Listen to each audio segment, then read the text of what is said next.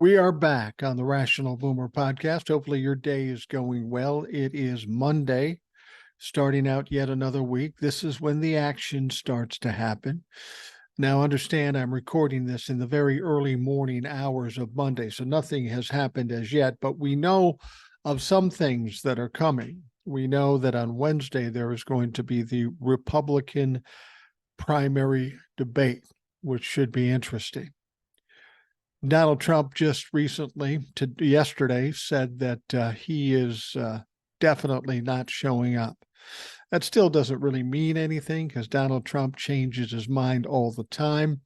At this point, he's scheduled to appear with Tucker Carlson on Twitter, of all fucking places, which probably won't pan out the way he is hoping it will pan out. That's why I'm saying he could still possibly go to the debate. It's going to be hard for him not to go, but at this point, he's not headed there.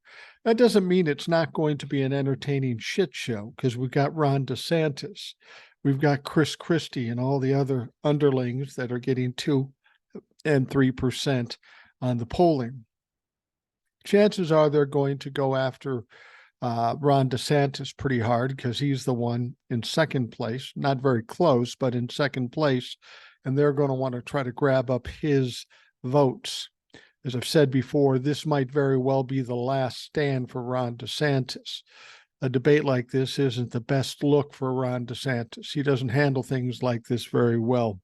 Just get that motherfucker angry and he'll make a fool out of himself. So it could be interesting in that regard.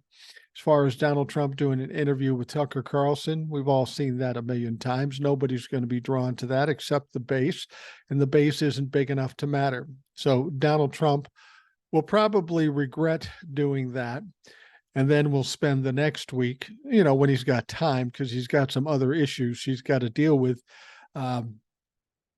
hitting back at those people who talk shit about him in the debate. Now, he's got one other little thing he's got to do. At some point, he and the other 18 co-defendants in the Georgia indictments have to turn themselves into the Fulton County Jail. They're going to get mugshot. They're going to get fingerprinted, probably handcuffed, and they are going to be arraigned. Well, no, they aren't going to be arraigned. Arraignment will come during the week of September 5th. This is just surrendering. And this is going to be interesting because in Georgia, cameras are allowed in the courtroom. And even, I think, in this particular situation, whether it be the arraignment or him turning himself in, it's not going to be like the last couple of times where we see one single picture or drawings or something like that. We might very well see video footage of him in the Fulton County jailhouse. And that is going to be interesting. And that is going to be incredibly embarrassing for Donald Trump. So we'll see how that all shakes out. We'll talk more about this later. I wanted to bring something up. When I came back from Georgia, I was thinking about something. Now, I think of myself as a pretty young, hip, and happening guy. I understand the cool young people vernacular. But I've had 3 occasions that are kind of confusing to me. And I'm trying to wonder, is it that Gen Zs just don't know what the fuck they're talking about? Or am I just antiquated here? I've gone into certain situations, a retail store, a fast food restaurant, and say I'm in McDonald's or some fast food restaurant place. And I'll say, I just want a Diet Pop. Well, that's the other thing that confuses people down there. They call it soda. We call it pop in the Midwest. That fucks things up too. But say I ask for a diet soda and a couple of cheeseburgers.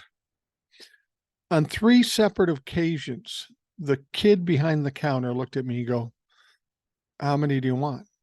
I said I wanted a couple of them. "Yeah, but how many do you want?" For whatever reason, they couldn't understand that a couple meant 2. Am I missing something here? Did we not tell these kids what that means? I mean, if you take the word couple, you imagine a man and a woman and a woman, a man and a man, whatever it is, but a couple, that would be two.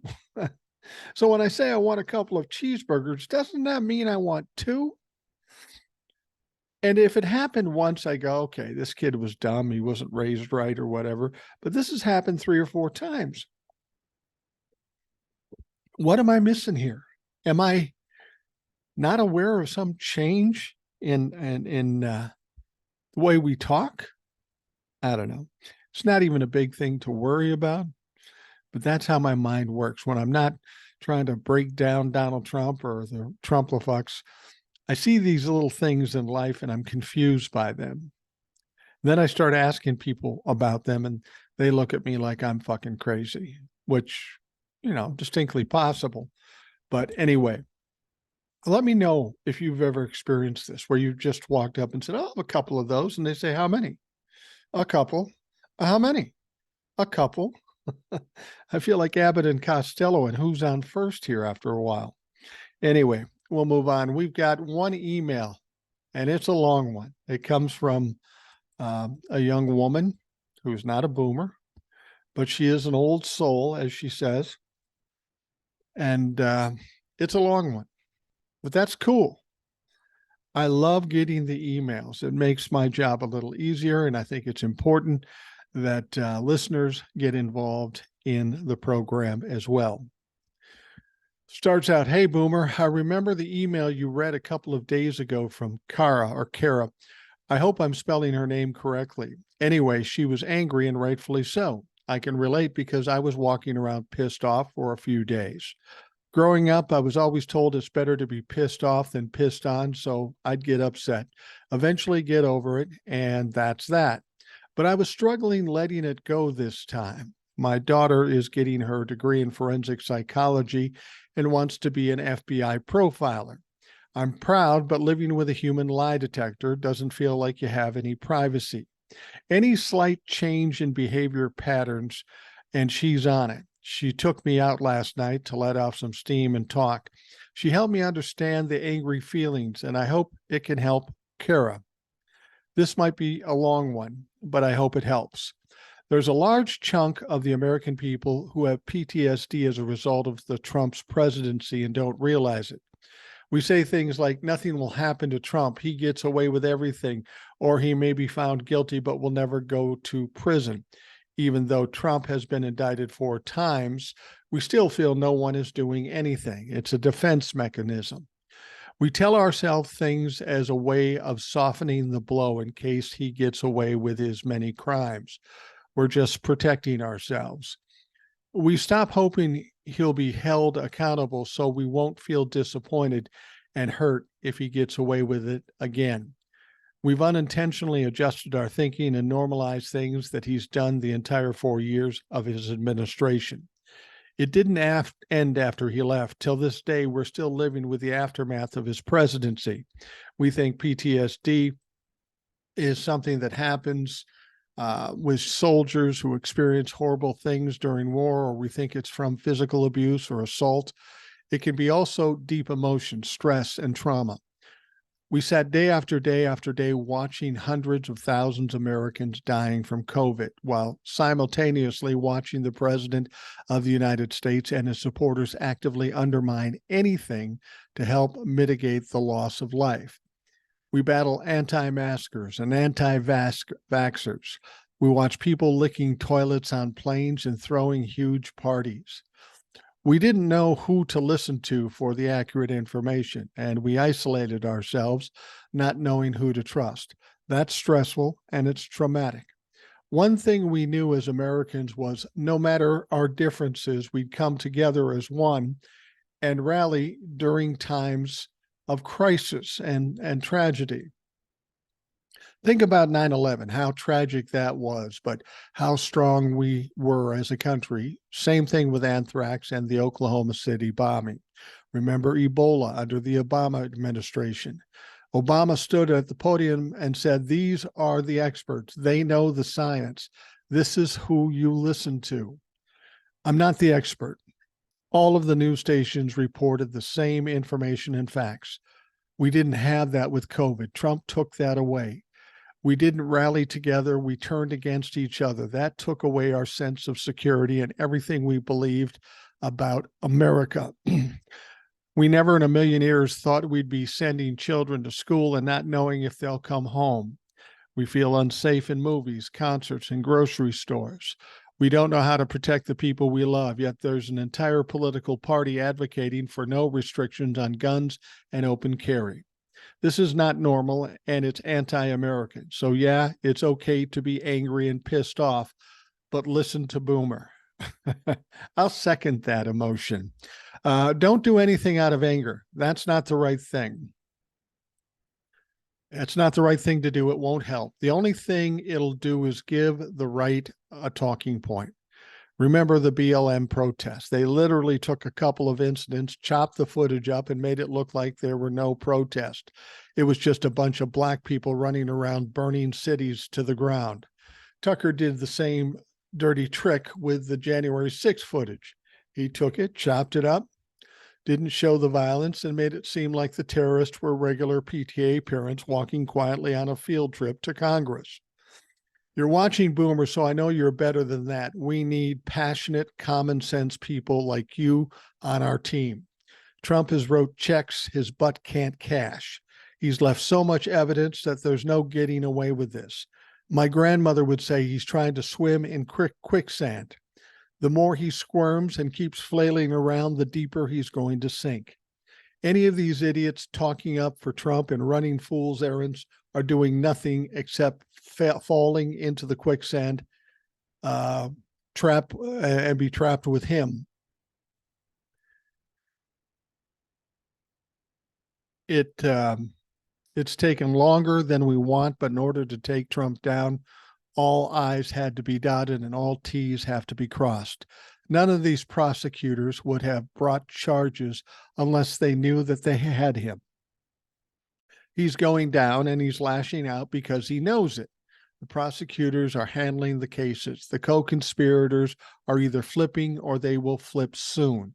The Democrats in the House are mopping the floor with the Republicans and Mitch McConnell. Well, let's just say he's not able to rule with an iron fist any longer. In the meantime, we can do positive things as outlets for the frustration and anger we feel from the nonstop BS known as the GOP. Last night, my daughter took me axe throwing and to a rage room. They gave me a bat, a room full of computers, glass tables in 30 minutes. Kara, the Hulk has nothing on me, LOL. But if you want to feel productive and be part of democracy, check in your area. They always need volunteers. I'm stuffing envelopes next week and going to a city council meeting with my notepad and questions. We have to make sure we always pay attention, not just to Republicans, but the people we elect as well. But when you're feeling the anger bubble up, turn it off and do something in place of watching the news. Sometimes when I get like that, I'll send Boomer an email, and it does help writing it out and getting the frustration off my chest. I just want you to know you're not alone. So many of us feel the way you do. Your feelings are valid. It's normal to feel the anger and trauma after what we've all been living through since the Trump presidency. It's going to take time and hard work to heal as a nation, but we will. Kara, I hope this helps. Boomer, thanks for reading my email, and thanks for what you do, old soul. Thank you, old soul. That is an amazing email. A lot of good information, and she gave that information probably in a clearer, more efficient way than I could have, and I appreciate that. She acknowledged those people that always say, nothing's going to happen. And I always express my irritation with those folks. And it's not that I'm irritated with them. I'm irritated with the strategy. Too many people in this world will say, I assume the worst, so I'll be ready for it when it happens. And that is such a self-defeating behavior. It's fucking ridiculous. How about instead assume it's going to go the best possible way and then just deal with anything that goes wrong? Yeah, I've talked to people about this before. My wife, for example, she worries about a lot of things. And I'd say, honey, you don't have to worry. I'm not worried. It's fine. And she says, you're not worried? I go, no, I'm not. She goes, well, somebody has to worry. And I always tell her, no, nobody has to worry. Worry is a wasted emotion because 99% of the time, the things that you worry about don't happen. Then you're relieved they don't happen. But the fact of the matter is, if you look back, think about all those hours and days that you worried unnecessarily. I get a sense about things, and I know the tide has turned here and everything is going to get better. People will get their due. Donald Trump will be held accountable. It's essentially impossible to imagine Donald Trump getting out of this free and clear. There is no way that can happen. I mean, it's one thing if he had one or two charges and maybe he could beat him. He's got 91 fucking charges and more coming. There's no way he can beat all 91 charges.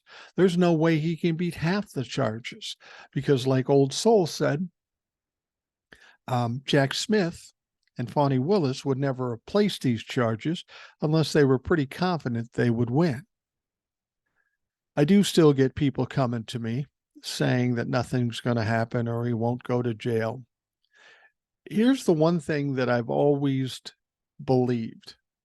Whenever I have situations like this, I'm going to do everything I can to get the outcome I hope for. But whatever the outcome is, I can only control it so much. So I can't worry about things I don't control. All I can do is fight like hell to get what I want. If I don't get what I want, then I have to step back, look at it, and deal with it from another angle. That's the way life works. Not everybody gets everything they want all the time. It just doesn't happen. But you know what I found out? When I get things that I don't expect or don't want, very often it leads me down another road that does get me something I wanted, but I didn't know I wanted or needed. That's the thing about life. There's so many surprises in life. Not everything goes as you plan. What's that old joke? Or, you know, a man says he has plans and God laughs, something like that. Well, that's pretty much it. You know, there's a lot of things that happen in life that take you down different roads. And if they don't happen, who knows where you might have ended up. It does no good to complain or worry about stuff. All it does is steal time from you. Time you could be living happily and enjoying your life, you're wasting by worrying. And you got to stop that. It doesn't do any good. If you go into something assuming the best, you have a better chance of getting the best. I've kind of played that out since I've been on TikTok and on the podcast. And here's the interesting thing. The things I've told you were more positive than you heard from the media or from the Republicans or even the Democrats. Think about this. How many times have I been wrong? A couple here and there. But even though I was wrong, it went a different route and it came out okay. You see what I mean? You have to have the intention. You have to have the, what's the word I'm looking for? The energy. You got to put the proper energy out there, and it's more likely to occur. We do have some control about our futures, but it has to come from us. It has to come from us with our intentions and our actions. See, a lot of people think, oh, you just think about it and it happens. No, that's not the way it happens. You got to want what you want, be confident of what you want, and then you got to work for it. But still be confident that you're going to get it. Now, if you don't think you're going to get it and you work for it, then you're going to fail. It's pretty simple. I know it's tough. A lot of people look at things negatively, and I think Old Soul was on to something here. And I've said this before. I think we as a nation are like abused children after Donald Trump's tenure. We have seen and heard things that we've never heard before. We have seen and heard things that we never believed could happen in this country, but then they did. So now we're kind of scared and now we're kind of lost. And naturally, as Old Soul points out, we will react and maybe even get PTSD. We can't allow that to happen. Don't give people that much power over you. People say, how is it you don't have the stress and anxiety some people have? And I don't really know, other than, you know how people say, I don't give a fuck? Well, most people who say that don't mean that. They just say that as a protection. I literally don't give a fuck. And anything I can't control, I don't worry about. Sometimes you just have to sit back and see how it plays out. You can't control it while it's happening. All you can do is react when it does happen or doesn't happen.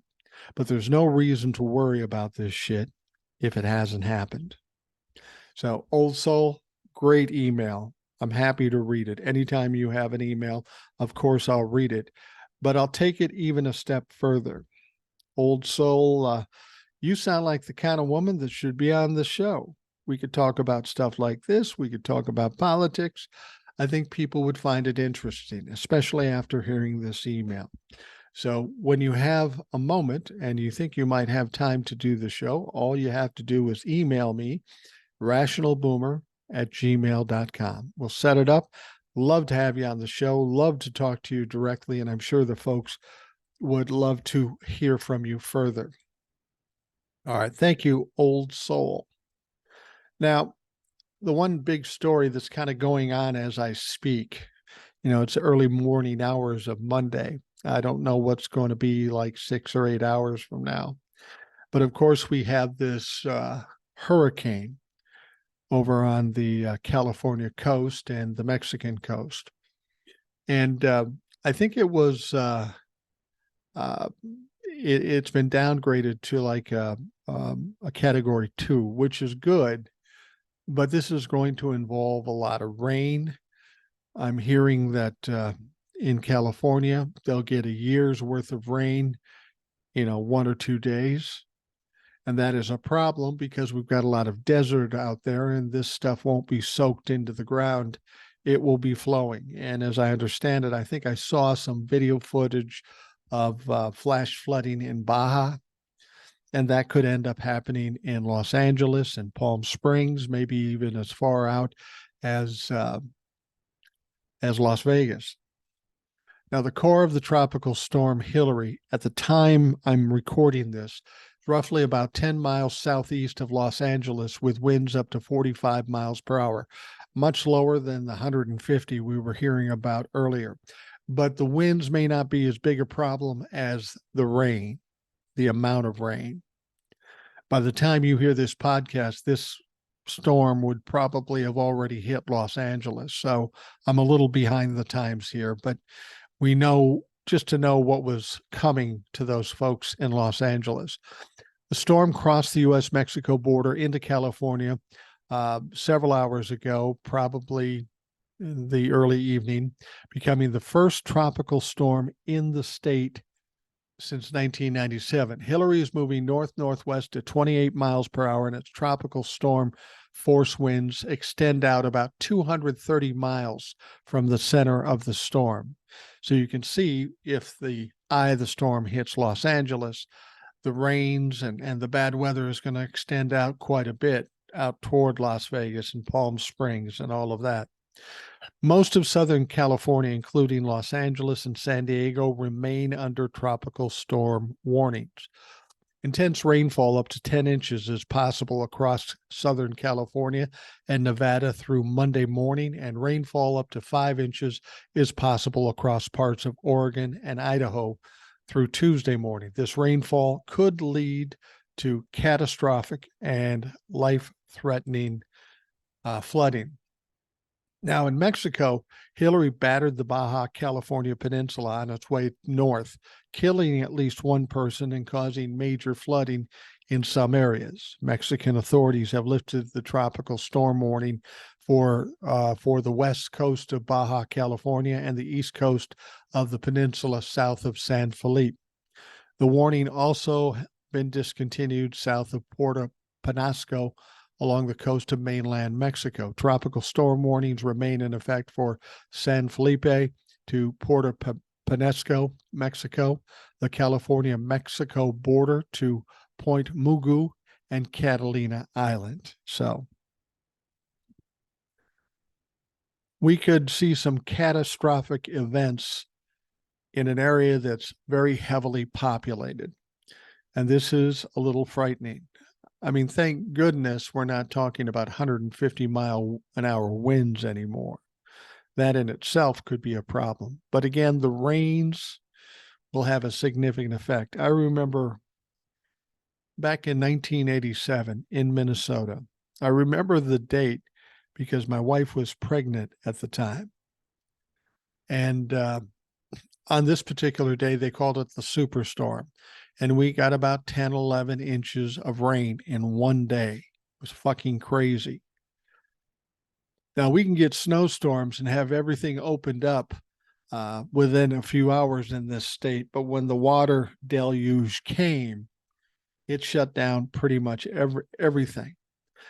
I worked at a radio station at the time, and I had to get to work, and my wife and I were driving. She was going to take the car. I think we only had one car at the time. And there was literally no way to get to where we were going. It was just impossible. Roads were flooded. Major freeways were flooded. 10 inches in one dump can have some significant impacts on places. I know in my basement, with the 10 inches of rain, I had probably about 3 or 4 inches of water in my basement. And it was frightening. And again, we're talking, I think it was in August, about this time of year. It was hot. My wife was now 8 or 9 months pregnant, so she was very close to having a baby. And it was a fucking mess. And it's probably wasn't as bad as what we'll see in Los Angeles and California and maybe Nevada as well. So for those folks out there, we wish them the best. Do what you're told. Don't get out in your cars, and just be very, very careful. It's like what I was talking about before. When you have issues or problems, instead of agonizing over it, it's better just to figure out how to deal with it. Don't agonize over something you can't control. And of course, nobody can control this kind of situation. So you got to do the best. The only options you have to protect yourself, whether it be to get out of the area or find yourself a safe place and just fucking stay there. We all kind of experienced that with COVID. So we maybe are more used to staying indoors and staying safe for a period of time. Now, fortunately, it won't be as long as COVID. It'll be a day or two, and hopefully the waters will subside and they'll be able to get everything together. But it is going to be a dangerous situation. I would try to avoid going outside too, because if you have strong winds or a lot of water, you might get power lines being knocked over. Now, if you've got standing water all around you and a power line falls, you don't even have to worry about getting near the power line. Keep in mind, water is quite a conductor. And if a power line is exposed in the water and you walk in the water, that's going to cause you some problems, clearly.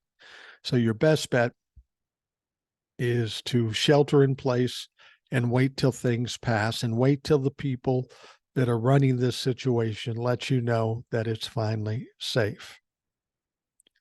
You know, it's funny. These Republicans talk about climate change, how it's a hoax. We've got the fires in Maui with 100 people that have died. We've got a hurricane in the Southern California area, something we haven't seen for decades. And then something that people aren't talking about, I'm seeing videos of it, but it sounds like it's pretty terrifying. And those are the fires in Canada.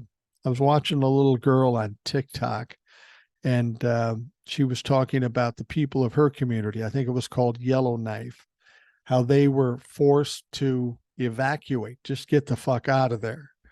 That's got to be a very frightening thing. And we look at California fires and the excessive heat we're dealing with. I know when we were down in Georgia, it was hot. It was like 100, 102 at some points, not for extended periods of time, but it was hot. And when we went down to Tybee Island, the beach, my wife decided to go into the water. I didn't. Um, but my wife went into the water, and after she was in the water for a short time, she came out. She goes, "That's not even refreshing." I go, "What do you mean?" She goes, "It's like a fucking bathtub. I mean, it's warm, warm water out there." And that's a little disconcerting. It's not something I've ever experienced before. Same went for the pool where we live. The water was warm, almost even hot. And these people have the audacity to suggest there is no climate change issues. Well, then please explain why these unprecedented things are happening in our country. We need to get these Republicans out of there, get the Democrats in place, and start doing some things in order to save this planet and ultimately save all of us. It's tragic when we see the things we're seeing in Canada or Hawaii or even in California.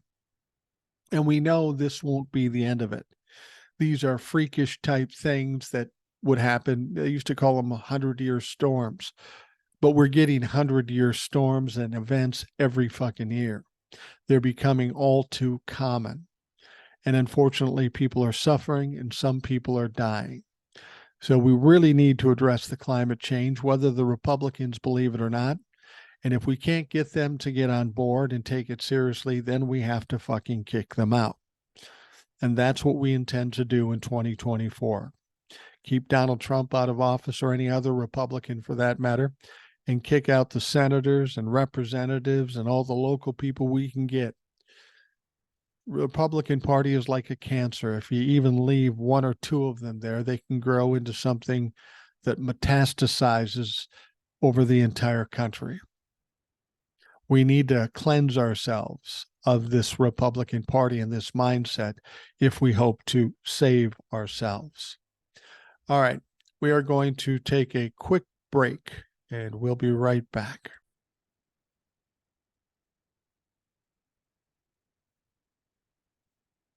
As I said in the beginning of the program, of course, Wednesday, the 23rd, we will have the Republican primary debate. For a long time, Donald Trump was going back and forth about whether he would attend the debate. His premise is that he's so far ahead, there's really no point. That normally wouldn't be an issue for Donald Trump, whether he needed the votes or not. Fact is, he likes to be center stage, and he doesn't like the idea of people talking shit about him when he's not there and not being able to respond. So I'm sure this is fucking with Donald Trump's head, because Donald Trump confirmed Sunday that he will be skipping Wednesday's first Republican presidential primary debate and all the others as well.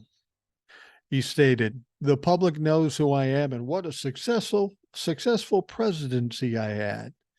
Well, 30% of us know that, but the rest of us know you're a fucking piece of shit and you're an inept and incompetent, corrupt criminal. Just to say a few things about you. Now, Trump wrote on his social media site, Truth Social, "I will therefore," in all caps, of course, too, "I will therefore not be doing the debates." His spokesman did not immediately clarify whether he plans to boycott every primary debate or just those that have currently been scheduled. I will tell you this. The debate goes on Wednesday, and some things are going to happen. They're going to talk shit about Donald Trump. They're going to talk a lot of shit about Donald Trump. But I'll guarantee you, after this debate is done, nobody on that stage is going to look good. There might be one that looks better than the others, and my bet would be that would be Chris Christie, but he doesn't have a lot of interest at this point either. But once this happens, and if they talk a lot of shit about Donald Trump, I'll guarantee you that Donald Trump will be at the next debate, because he will want redemption. He will want retribution, and he will be fucking crazed on the next debate. Now, Donald Trump has been a front runner from the beginning. He has said for months that he saw a little upside in joining his GOP rivals on stage when they gather for the first time in Milwaukee Wednesday. given his commanding lead in the race. And, there's some sense to that. And he made clear to those he had spoken to in recent days that his opinion would not change. Why would I allow people at 1 or 2% and 0% to be hitting me with questions all night, he said in an interview in June with Fox News host Brett Baier, who will be serving as moderator. Trump also repeatedly criticized Fox, the host of the August 23 primetime event, insisting it is a hostile network that believes will not treat him fairly. Well, what network do you believe is going to treat you fairly? I mean, one of the other problems Donald Trump doesn't want to go to this debate. His 4 indictments and 91 felony charges are bound to come up in the conversation. And how are you going to battle that? Well, we know you're going to lie and divert and distract and delay and do all the things you do, but that won't play well. And I think the people around you know that. So they're thinking it's probably best you don't show. So Donald, instead of trying to be superior here and talk, I don't have to go because I'm better than that. Shut the fuck up. You're a pussy. We know you're a pussy. We know that Chris Christie will probably take you apart and you will be embarrassed, and you can't handle that. You can handle indictments, but don't take embarrassment very well. And you would most certainly be embarrassed here. I would think Chris Christie and maybe a couple of other will want to come after you directly and tear you apart. And where Donald Trump has the most problem is when people are tenacious about it. All too often in the media, they'll ask a question, he'll say something ridiculous, and the media will just let it go by.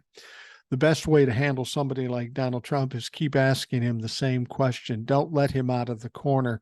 Force him to answer it. I mean, this is an issue we are hearing from a lot of Republicans when it comes to being asked questions about Donald Trump. They're scared to death of pissing off Donald Trump's base, so they just dance around it. And it's ironic that they're all running against this guy, but they're afraid to talk badly about him, especially when he's been in this situation where he's been charged with 91 felonies. I would think in normal debates in the past, that might have come up. Trump had been discussing a number of debate counter-programming options, including sitting for an interview with ex-Fox News host Tucker Carlson, who's been hosting a show on the website formerly known as Twitter. Carlson was spotted at Trump's Bedminster, New Jersey golf club ahead of the announcement, according to a person familiar with the visit who spoke on condition of anonymity because they were not authorized to discuss it. The New York Times reported Saturday that the interview set to air Wednesday has already been taped. Oh, that's interesting. He's not doing it live. He's doing it taped. I think the reason he probably wants to do it taped is one of 2 reasons. He wants to be responding to the shit that he's hearing on the debate, and he can't do that if he's doing another show. Secondly, he wants a way out if he decides, fuck it, I'm going on. So don't be surprised if he does show up. Maybe that's his strategy. Surprise them all. And he'll go in there and dismantle them.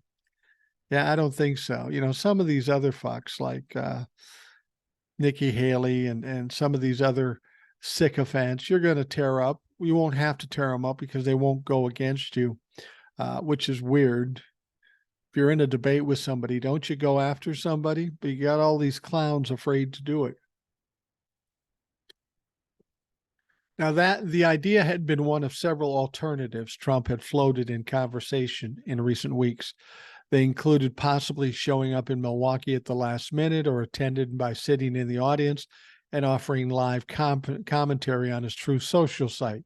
He also discussed potentially calling into different networks to draw viewers from the debate on holding a rally instead. Well, you go ahead and hold a rally. Last one you had 4,000 people, so I don't think that's going to work the way you think it'll work. The decision marks another chapter in Trump's ongoing feud with Fox, which was once a staunch defender. Fox executive and host had lobbied Trump to attend both privately and on the network's airwaves, but Trump, according to a person close to him, was unswayed, believing executives would not have been wooing him if they weren't concerned about ratings. Well, of course, that's all they're concerned about. That's what we learned in the Dominion lawsuit and the upcoming lawsuits. This isn't about truth or facts or laws or justice. It's about making money. And let's be honest, that debate is going to get a bigger audience if Donald Trump is there. And it's not because there'll be a lot of people who support Donald Trump that are watching it. There'll be a lot of people that hate Donald Trump and will want him to fail, which he most certainly will do. So Fox is freaking the fuck out. The DNC, or the RNC, the Republican National Convention, they're freaking out too. They need him to show up. They need the publicity. The unfortunate thing is that they made a requirement that everybody sign a pledge that whoever is the nominee, everybody else will support him. Well, Donald Trump's not going to do that unless it's him.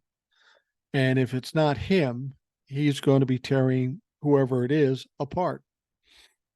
Now, a person familiar had said earlier Sunday that Trump and his team had not notified the Republican National Committee of his plans as of yet. Meanwhile, Trump's rivals have been goading him to appear and preparing in hopes that he might, concerned that a no-show might make them appear like second-tier candidates and deny them the opportunity to land a knockout blow against the race's Goliath that could change the trajectory of all this. Yeah, all the people there want Donnie to show up too.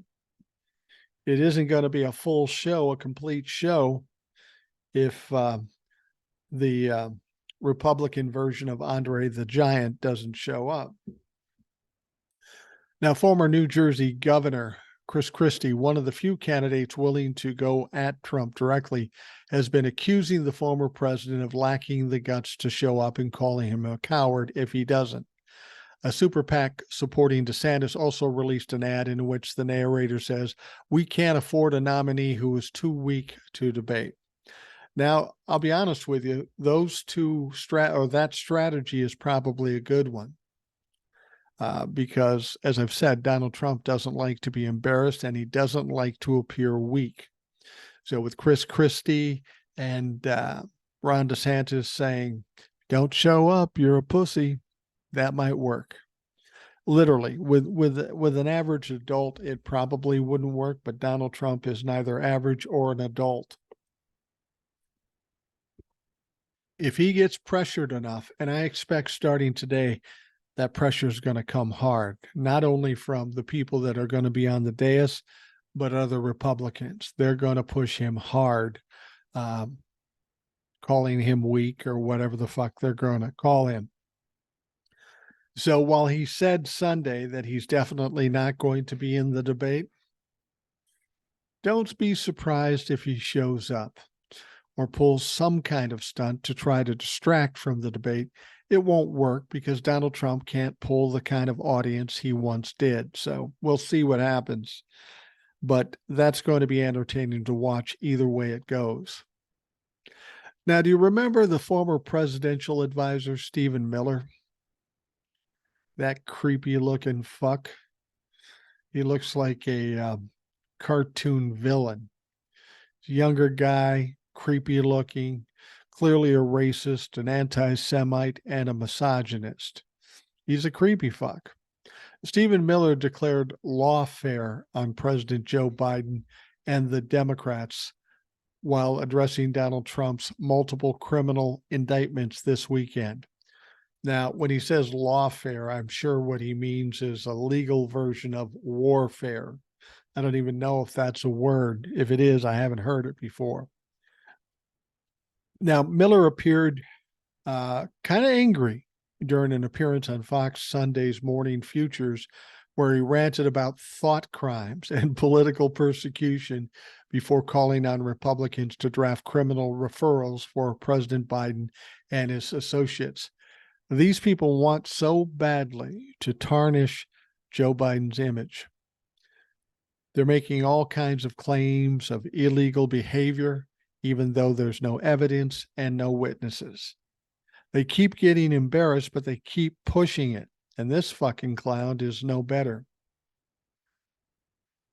Now, Miller said, we've entered a dark new era in American history in which the prosecutor's office has been weaponized and transformed into a tool of political repression. This is Miller while talking to host Maria Bartiromo and Representative Marjorie Taylor Greene. Anyone who's really thinking that it stops here and anybody thinking, well, this will be it, the radical left will move on, is living in a delusion. They're living in an absolute fantasy.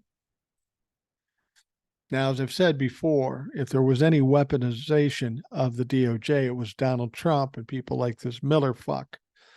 They absolutely have done this.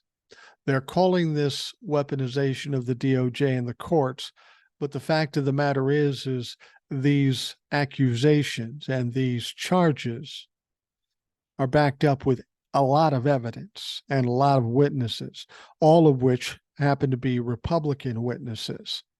So he can say it's a horrible thing or it's weaponization, but the DOJ would be shirking their duties if they didn't go after Donald Trump and some of the other Trump-lefucks because they, in fact, committed these crimes. It would be more divisive in this country not to indict and charge these fucks. Miller cried election interference as he accused prosecutors of charging Trump attorneys with thought crimes, making a melodramatic reference to the dystopian novel 1984. Ironic that he would go with that. But you have to wonder if Stephen Miller's name doesn't come up in some of Jack Smith's superseding indictments. He is a criminal in any number of ways. I don't know how they'll get him or where he's tied in, but I have my fingers crossed that they nail this creepy motherfucker because this fuck needs to go to jail. He went on to say, if you can get away with having a local prosecutor or a Maine justice take over a presidential election, throw innocent people in jail for decades potentially, you can prosecute and incarcerate Republican attorneys for crimes, the thought crime of providing legal counsel, which the prosecutor disagrees with. There is no ruling principle here. But here's the thing, Stephen. Lawyers can't get jailed for thought crimes. But if they break the rules of the legal system, then they're going to be held accountable. See, that's the thing. Somehow these clowns believe that regardless if they committed the crimes or not, they shouldn't be called out on it. Well, if not you and not now, then who and when? It'll be open legal season on Republicans, Miller went on before suggesting Republicans ready criminal referrals for an honest Department of Justice to pursue if and when Trump assumes office in 2025. Now, Stephen, there's your problem. You're assuming that's a possibility, maybe even a likelihood, and it's not. Donald Trump cannot win a general election in this country. I don't care what anybody says. There is no way he wins. And if that's the main part of your strategy, well, young man, you are fucked because it ain't going to work. Now, Miller said, the only way this ends, and I hate to say it, but it's true, is if Republicans return lawfare in kind, meaning you're going to indict us and charge us. Well, we're going to do the same thing. And that is a common strategy among Republicans. It's a strategy that Pee Wee Herman employed, if you remember. I know you are, but what am I? They've been doing that for 4 or 6 years. Hasn't worked. It's not going to work now. He went on to say that is the only way you could ever create the political conditions for a ceasefire. Otherwise, one side gets pulverized and it keeps getting pulverized. Oh, that's what you want. You want to scare the Democrats with legal accusations, and what you're looking for is a ceasefire. Well, that is the epitome of a bully. Put up enough pressure and enough threats so that they quit coming after you. That is a typical Donald Trump's tactic. And it may have worked when he was running his own company. Ain't going to work here. The crimes that have been committed are far too egregious, far too dangerous for this country. And I'm sorry, Stephen, your little plan of attack ain't going to work. Now, Marjorie Taylor Greene endorsed Miller's idea, calling criminal allegations against Trump and company pure communism. What's it got to do with fucking communism? I got to tell you, if I had an idea and Marjorie Taylor Greene got on board, I'd think there was something wrong and I would change that motherfucking idea. Now, in addition to the debate and all this lawfare bullshit, of course, Donald Trump and 18 other co-defendants have to surrender at the Fulton County Jail. Not going to be a pleasant experience for all these motherfuckers because there'll be cameras and it won't be quite as sanitized as what we saw with the federal indictments and charges and arraignments. It's going to be a little rougher. They're not going to give you a little sway because you happen to have a nice suit and once had a position of power. You don't now. You're just civilians now, so you shouldn't get any special treatment. And I think in Georgia, that's going to be the case. There is going to be no special treatment. I'm anxious to see this. The debate will be, see, that's the thing with the debate. They're trying to make big news here. If Donald Trump doesn't show up, they're fucked. And then after the debate, people will talk about it for that day, maybe into the next day. But then on Friday, Thursday and Friday, we are going to see people surrendering at the Fulton County Jail. Donald Trump has said he's going to surrender on Thursday or Friday. Once again, Donald Trump will take all the oxygen out of the room, and anything that happened in that debate will be just a fucking joke. Now, one of the things I've said about Ron DeSantis, one of the reasons he doesn't want to rile up Donald Trump and his base too much, and I'm guessing here, but it's the only possible answer. It's what I've said before. Ron DeSantis believes at some point Donald Trump will be forced to drop out of the race, and that's a distinct possibility. I personally agree with him there. But what Ron DeSantis is doing, he's trying to play a game here, and what he's trying to do is keep the Trump followers happy and not piss them off, so that when he does drop out, as Ron DeSantis believes, he's going to be able to scoop them up and get them to vote for him. However, his little plan of defending Donald Trump got out ahead of time. Now he's got to look at a different strategy. So he's kind of going the opposite way. And it's interesting. DeSantis harped about the former president's hold on the Republican Party during a sit-down interview with the Florida Standard, calling Trump followers listless vessels in a video published by the conservative outlet. Well, that's going to come back to haunt him. At one point, you wanted to woo all these people in the base, and now you called them listless vessels. Now, you probably made a smart move here because these people aren't too bright. They aren't going to understand what listless vessels means. They're going to say, is that a good thing? Does he like us? It's not a good thing. You are listless vessels. You're fucking jokes because you're following somebody who's been proven to be a corrupt criminal. But Ron DeSantis said that, and that is probably not going to help him with the base, because while the base may not know what it is, Donald Trump will know somebody that knows, and he'll come out talking shit about that, and that will piss off the base again, and Ron DeSantis will be hated. He went on to say, you could be the most conservative person since sliced bread.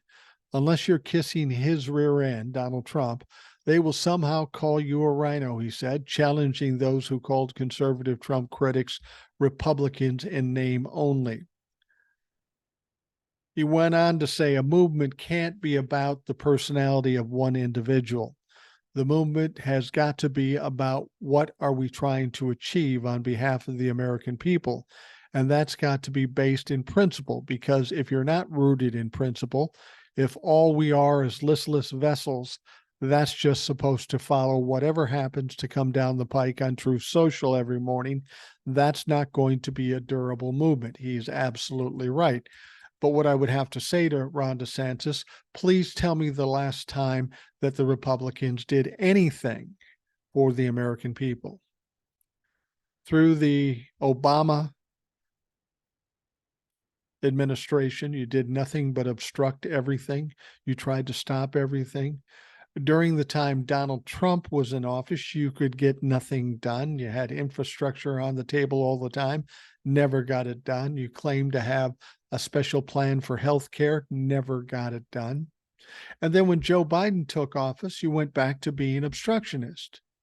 So if your goal is to let people know what you're going to do with this for this country, I'd love to hear it, because we haven't seen it once. Now, at one point, DeSantis was kind of wary of criticizing Donald Trump. Now DeSantis seems to be more willing to take on Trump as the governor's poll numbers have lagged. They have dropped like a rock. And since Donald Trump's legal woes have continued, maybe Ron DeSantis is thinking, okay, he's a wounded duck now. Now I should go in for the kill.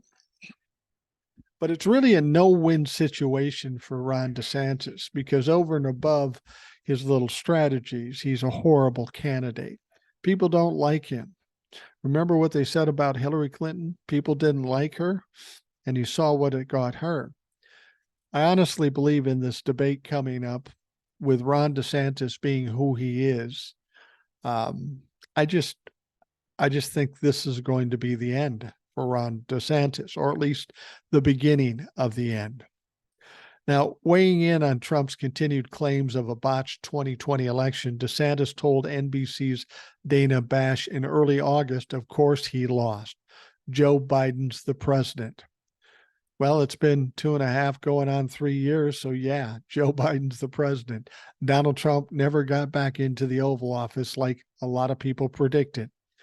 This month, the former president was criminally indicted in both D.C. and Georgia over alleged schemes to overturn the 2020 presidential election.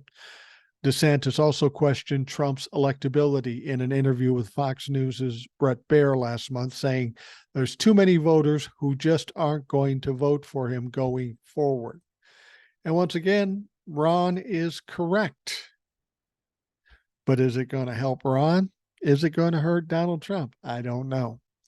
I think Donald Trump will ultimately fade away. He will be buried so much in legal bullshit that he won't be able to move, and he certainly won't be able to campaign for the presidency of the United States. And if that doesn't stop him, lack of money will, because he's hemorrhaging money. Now, we know Mark Meadows, the chief of staff for Donald Trump, was also indicted in Georgia. And he's flip-flopping all over the place. Oh, I'm going to get it tried in a federal court because that'll be better. Well, probably not better, Mark. It might cause a little bit of a delay. But even if you could get it in a federal court, you're still going to get convicted. Fani Willis still will be the attorney. I don't know what you hope to gain from that. And apparently it's become more clear that that move is not possible and not even beneficial if he decides to do it. So what he came out with yesterday was, hey, how about we just forget the whole thing, get the thing dismissed? Well, he's got 2 chances of that, slim and none, and Slim left town. It's not going to work. It's just not going to work. There is no basis for him to see that happen. Donald Trump's former chief of staff is attempting to have his Georgia indictment move from state to federal court, as I said, Over the weekend, he took the additional move to ask that the case be dismissed. The request to the federal judge came before that same judge decided whether or not the case should be moved to federal court from Georgia. Neither one of those things are going to happen. Speaking to CNN on Sunday, Jeffrey Jacobovitz explained to host Frederica Whitfield that he doesn't think that Meadows' efforts will be successful based on who the judge is. The judge appointed was a very good judge, a Barack Obama appointee. He has to show his work in his capacity as a federal officer, and the elector behavior really has nothing to do with what his duties were as a federal officer. And there are two decisions already by two prominent DC federal judges about what constitutes immunity and what doesn't constitute immunity. And I think Mark Meadows' chances are very slim. He also told Donald Trump, "I would take this matter very seriously," noting it appears to be a very strong case. So Mark's going to be like a monkey and throw shit at the glass, but nothing's going to work in this situation. Now, here's somebody we haven't heard from lately, but always has some great insights to Donald Trump and his psyche. On MSNBC, the Katie Fang show, Donald Trump's niece, Mary Trump, said that her ratings-obsessed uncle is likely pleased the Georgia trial will be conducted by Fulton County District Attorney Fani Willis and that it will be televised live, but he will quickly regret it. Yeah, she's probably right. She knows that this is going to be, or he knows this is going to be televised. In fact, his lawyers said the one in DC should be televised, so we should give him exactly what he's asking for.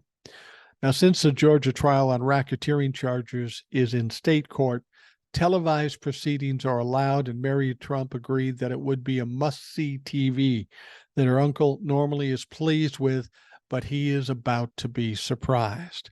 I think it's going to have an enormous impact because even for people who are his supporters and who think this is a miscarriage of justice, this will be must-see TV. And Donald has always told them not to believe their lying eyes and only to believe him. Well, they're going to hear from him and about him in this trial, and it's not going to go well. It's just not going to go well. However, when he's the one they're looking at, that's going to be very difficult for him to spin away from what's actually happening in front of their eyes.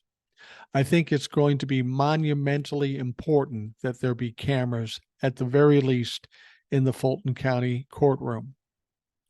I also think that it's going to be something that Donald himself is going to regret, she smirked. I think his legal team has asked for cameras in the federal courtroom, and I think pretty quickly they're going to find out that that's really not something they wanted after all. So, I mean, this is typical Donald Trump. Oh, I can talk anybody out of anything. I'm an incredible orator. I can sell anything. I'm a great negotiator. Yeah, let me talk. Let me talk and let them see the horrors of how they're treating me in this trial. Well, we'll see. And it won't go like Donald Trump has planned. You know, we've said about Donald Trump, just let that motherfucker talk. Just air everything out, and it will always implicate him. And that's what's going to happen when the TV cameras are in Georgia. And with any luck, we'll have them in the federal trial as well. And that won't go well for him at all. Donald Trump is thinking just ratings, but he's not thinking beyond the end of his nose. What's going to happen is those people they've been able to hoodwink and gaslight for all these years because they only watch Fox News will have the facts laid out in court in front of their eyes. Even the dumbest among us will have a tough time denying what they see in this trial. And then they will see their Lord and Savior convicted, and it's going to be hard to distract or divert from that. So I've got my fingers crossed. I think we're in pretty good shape to get the Georgia trial done, and that may be enough, but I'd like to get the federal trial. Right now, it's not legal to have cameras in the federal trial, but there are exceptions to that, and it can be done. And since Jack Smith would probably want it on TV, and since Donald Trump's lawyers said they want it on TV, there may be a good chance that we'll see the federal trial. Oh, that is going to be must-see TV. That is going to be crazy. I mean, those of us that are old enough, if we think the congressional hearings for Watergate were earth-shattering, history-changing, that ain't nothing compared to watching Donald Trump's trial come up in Georgia or in D.C. Remember the O.J. Simpson trial, how the world was focused on that, watched every minute of it? That's what's going to happen probably tenfold with Donald Trump.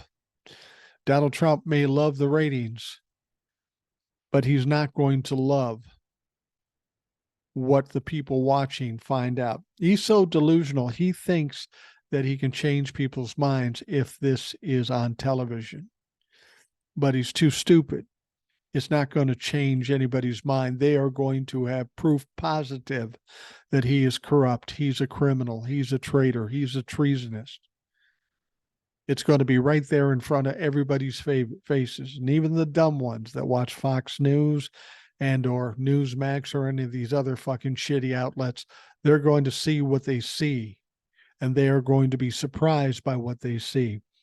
And then we're going to have a lot of people that we've all fought against in our families and our friends and our coworkers, our neighbors that are Trump humpers.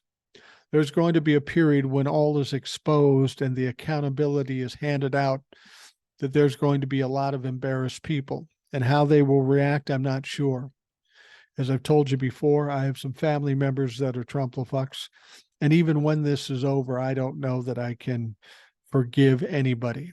What they did was so damaging, so risky to this country. How do you look past that? How do you ever trust these people again? You can't. I won't. That may be a childish attitude, but this is too big. I mean, if somebody did some ridiculous little scandal, okay, no big deal. All people are sinful. This is beyond that. This is too dangerous. Our country was put at risk, and the futures of our kids and our grandchildren were at risk too. That's just a bridge too far. All right, we are going to wrap up the Rational Boomer podcast. I want to thank you for taking the time out of your day to listen. I hope you have a great day, and we'll talk to you again tomorrow.